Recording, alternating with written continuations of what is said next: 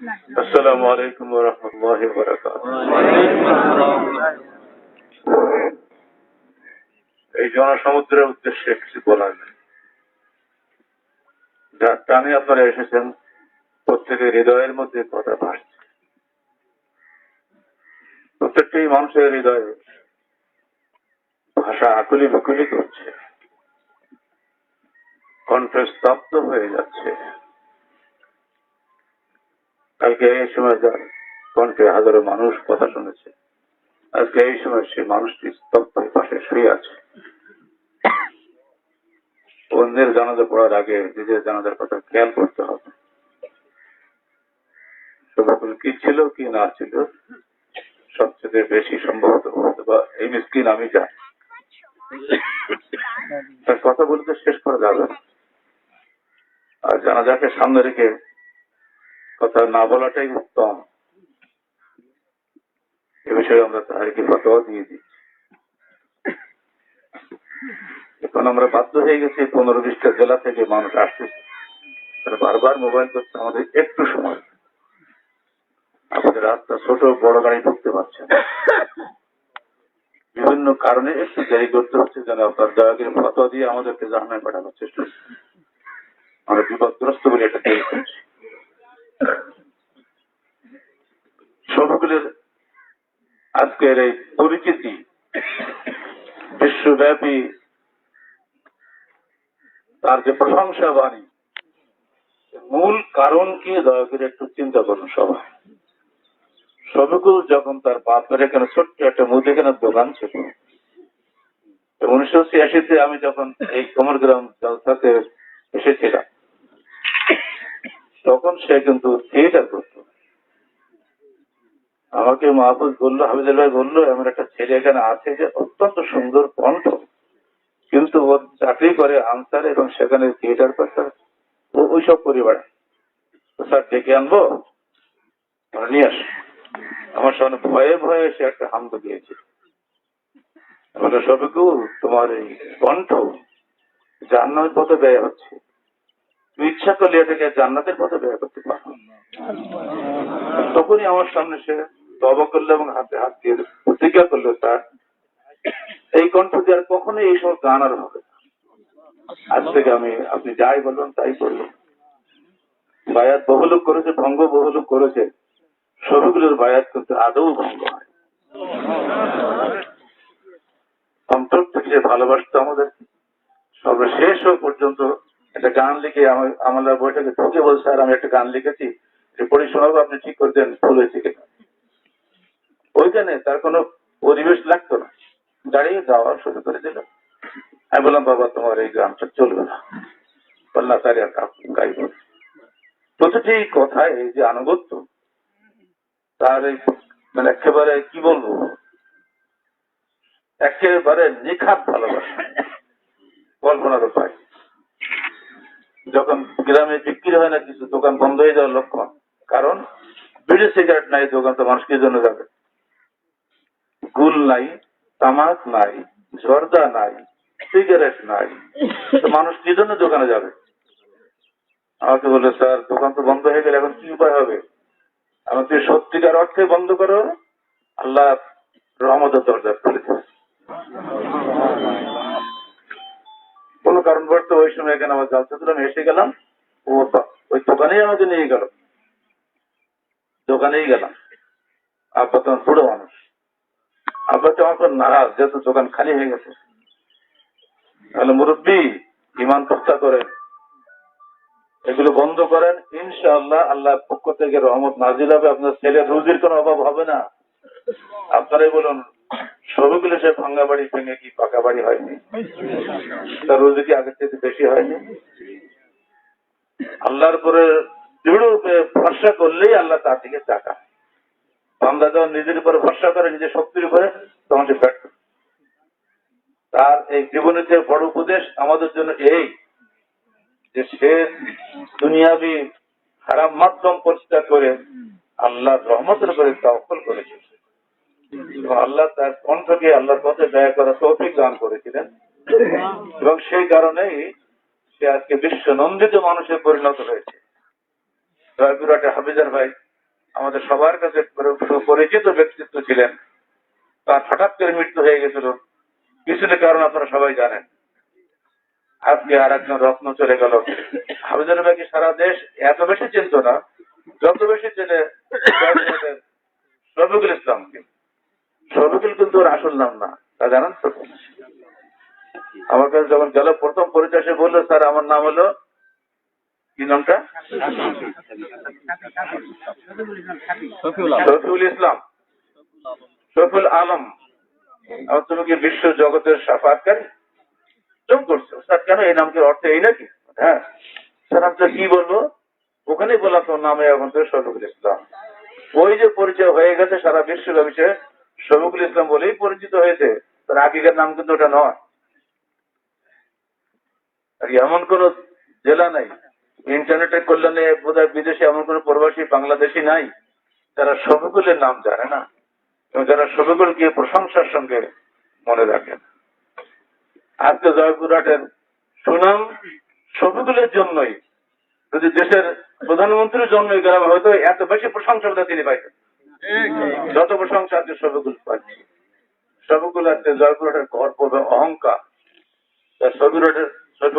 শফিকুলের ভাইদেরকে, ছেলেদেরকে বলেছি, বাবার সম্মান অক্ষুণ্ণ রাখার চেষ্টা করো, কোন অবস্থায় হারামের সঙ্গে আপোষ করো না, কোন অবস্থায় বাতিলের সঙ্গে আপোষ করো না। আল্লাহ কোন দিক দিয়ে পথ খুলে দেবেন তিনি ভালো। তার ভিত্তিতে বড় শিক্ষা এটাই, সে বেছে নিয়েছিল তার জীবনকে আহলে হাদিস আন্দোলনের পথে ব্যয় করার। কত লোক কত কি গালিগালাজ করেছে তাকে আমার মাঝে মাঝে বলছে, এই দলে এসেও তোমার এত এত কিছু হবে না। অবশেষে তাকে জেলখানা পর্যন্ত যেতে হয়েছে, 8 মাস তাকে জেল খাটতে হয়েছে। জেলখানা যাওয়ার আগে এখান থেকে অদূরদর্শী এসপি এই সমস্ত এদেরকে তো মূলত সন্ত্রাসী বলা উচিত। তারা যাচাই বাছাই না করে নিরীহ নিরপরাধ মানুষকে অত্যাচার করে, জুলুম করে, এটাই তো হলো আসল সন্ত্রাস। সরকারি ক্ষমতা হাতে নিয়ে যা ইচ্ছা তাই করতে পারে, কেন অপকর্ম হয়ে যেতে পারে না? নিজেদের অপকর্মগুলি নিরীহ মানুষের ঘাড়ে চাপিয়ে দেয়। সরকারকে সেখানে যে টর্চার করে, যারা টর্চার করেছে তারা ইহুকালে নিঃসন্দেহে আল্লাহ জুলমের শিকার হবে। আল্লাহর সাথে তারা বাঁচতে পারবে না, আখিরাতের সাথে তো আছেই। যদি কোন সরকারের অন্যায় ভাবে জুলুম করে কারোর উপরে, দুনিয়াতে ওই সরকারের চ্যালেঞ্জ করার ক্ষমতা মানুষের নাই, সাধারণ মানুষের। কিন্তু আল্লাহর সঙ্গে চ্যালেঞ্জ করবে কে? আল্লাহর বিরুদ্ধে চ্যালেঞ্জ করার ক্ষমতা কারো আছে? আপনারা দেখতে পাচ্ছেন না কেন জেল খাটিয়েছিলাম আমরা? বুঝতে পারছেন আপনারা? অভিযোগ গুলো কি সত্য ছিল না সরকারের কাছে ওটা সত্যই ছিল? উনি কোন জাতের সরকার খবর রাখেন না দেশের? তাহলে শফিকুল এমনি করে অন্যায় জুলুমের শিকার ছিল দুনিয়াতে, শুধু তার হকের পক্ষে বুলন্দ কণ্ঠের কারণে। যদি সে আহলে হাদিস আন্দোলনের পক্ষে জোরদার ভাষণ না দিত, তার উপরে এই জুলুম নেমে আসতো না। কিন্তু এই জুলুম আসাতে শফিকুল কি মানুষের কাছে হারিয়ে গেছে?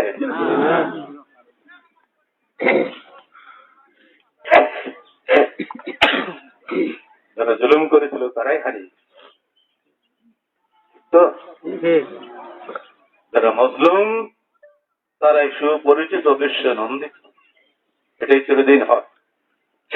আমার রাসূল ছিলেন মজলুম, মক্কা থেকে ধিক্কৃত, বিতাড়িত, বহিষ্কৃত রাসূল মদিনায় যে প্রশংসিত হয়।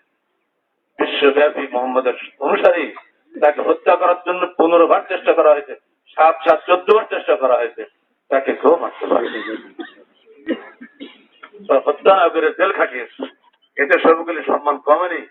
বগুড়া কারাগারে বসে জয়পুরহাট কারাগারের পুলিশেরা যখন কারারক্ষী যখন ট্রান্সফারে বগুড়া কারাগারে যায়, যে আমাকে বলে, স্যার এমন মানুষ একটা পেয়েছে জয়পুরহাট কারাগারে, শুনে না স্যার আপনার মানুষগুলি এত সুন্দর, কেন কি হয়েছে? জয়পুরহাট কারাগারে শফিকুল ইসলাম, বগুড়া কারাগারে আব্দুর রহিম, এরকম মানুষ তো আমরা দেখি না। যেই আপনার দলের লোক সেই ভালো লোক, আর আপনাদের জেল খাটতে হবে কেন? মানে এটা তকদির না স্যার, এ তকদির মেনে নেওয়া যায় না। তুমি করবা কি? তখন ক্ষমতা আছে? হ্যাঁ, ইনশাআল্লাহ আল্লাহর পক্ষ থেকে শাস্তি এদের হতেই হবে। আল্লাহর পক্ষ থেকে শাস্তি হওয়াটাই হলো চূড়ান্ত শাস্তি, তাই না? বান্দা কি করতে পারে? জেল খাটাতে পারে না একটু লাঠি পেটা করতে পারে? আল্লাহর শাস্তি এমন কঠিন শাস্তি হয় যে শাস্তির কোন তুলনা নেই। শফিকুল আমাদের সবারই প্রিয়। তার কণ্ঠ ঘরে বাইরে এমনকি রান্নাঘরেও সবসময় গুঞ্জরিত। শফিকুলের কণ্ঠে আমার 14 মাস বয়সে নাতি নাতনি যখন বলে আহলে হাদিস আন্দোলনে কবু মরণ নাই, ওরা নাচতে শুরু করেছে। এই দিন বললাম, শফিকুল এখনই আমার ঘরে নাতি নাতনি, বাচ্চার বয়স 14 মাস, ওরা তোমার পাগল হয়ে ভক্ত হয়ে গেল। ও তাদের ডেকে নিয়ে আদর করে কত দোয়া করে আসলো। সেই শেষ দেখা। তাহলে ওই কণ্ঠের মধ্যে কি একটা বিষয় রয়েছে, এর জন্য ওকে জাগরণী বলা হয়। একটা অবোধ ছোট্ট বালক পর্যন্ত তার কণ্ঠে জেগে ওঠে, এটা কি জাগরণী নয়? এটা হলো আসল জাগরণ। কারণ এটা হলো ইমানি জাগরণ, বেঈমানি জাগরণ নয়। দেশে বড় বড় কণ্ঠ শিল্পী আছে, নাম শুনি আমরা, রেডিও গায়, সিনেমায় গায়, ওদের গান শুনে বাচ্চা কিন্তু লড়ে না। কিন্তু এটা আখিরাতের গান, এ শুনলে যে বান্দা যে জান্নাত থেকে নিক্ষিপ্ত হয়েছে, সে জান্নাত পাগল বান্দার অন্তরটা কেঁপে ওঠে। আর সেই জন্য যখনই সবগুলি গান শুরু হয়ে যায়, ইমানদার মানুষের চোখ দিয়ে পানির দরদরে ভেঙে পড়ে। এই গান কারো কণ্ঠে আর আসবে না। এটা আল্লাহর দেওয়া দান, আর আপনাদের হাজারো মানুষের দোয়ার বরকত।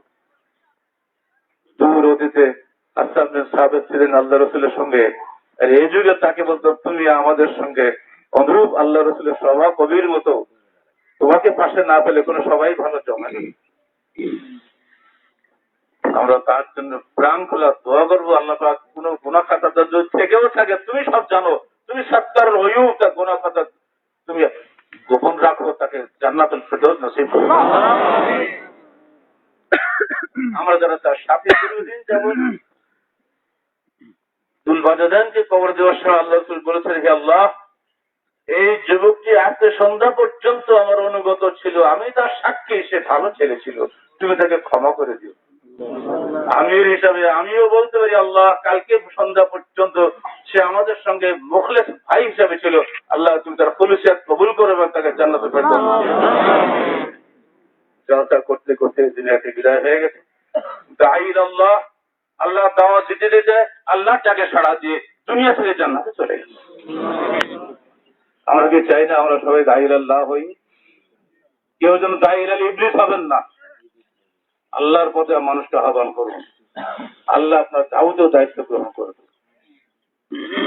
নোংরা রাজনীতিতে এদেশের মানুষকে ইবলিস বানিয়ে ফেলে দিচ্ছে। আমরা এই নোংরা রাজনীতির মধ্যে আমরা ঢুকি না। এই রাজনীতি পরিবর্তন করাটাই আহলে আন্দোলনের রাজনীতি, মনে রাখবেন। শফিকুল এই জন্য জেল খেটেছে, আহলে আন্দোলন নেতৃবৃন্দ এই কারণেই জেল খেটেছে। আমার সঙ্গে সাথীরা সবাই আছে, কিন্তু সেক্রেটারি জেনারেল 16 মাস জেল খাটা মানুষ আমার পাশে দাঁড়িয়ে আছে। আরো অনেকেই আছেন, এই মানুষ সব নির্যাতিত মানুষ। কারো কাজ টাজ করলাম, তোমরা কিছু বলবে না স্যার, আমাদের কণ্ঠ আসছে না, কথা বলতে পারবো না।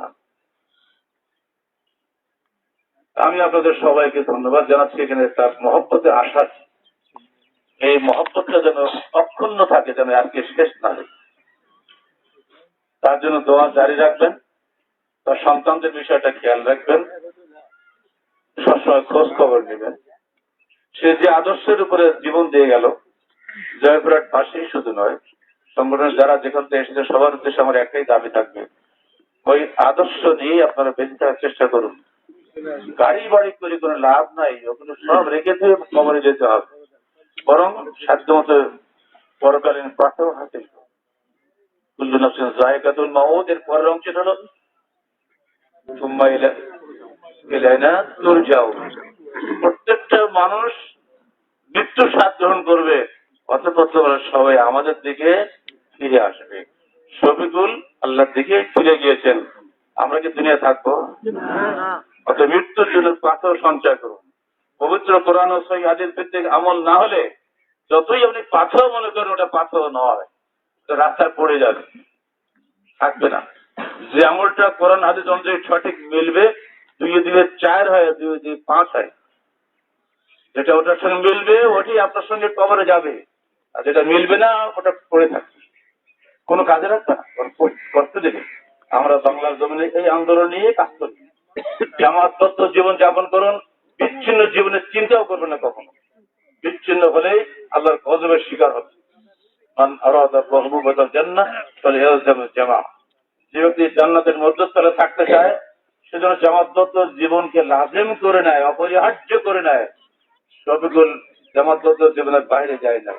আমরা সবাই চাইব আমরা যেন এমনিভাবে একটা দেহের মতো দুনিয়াতে বসবাস করি, সির্ফ কোরআন এবং সহিহ হাদিসের আলোকে জীবন গড়ার শপথ নিয়ে।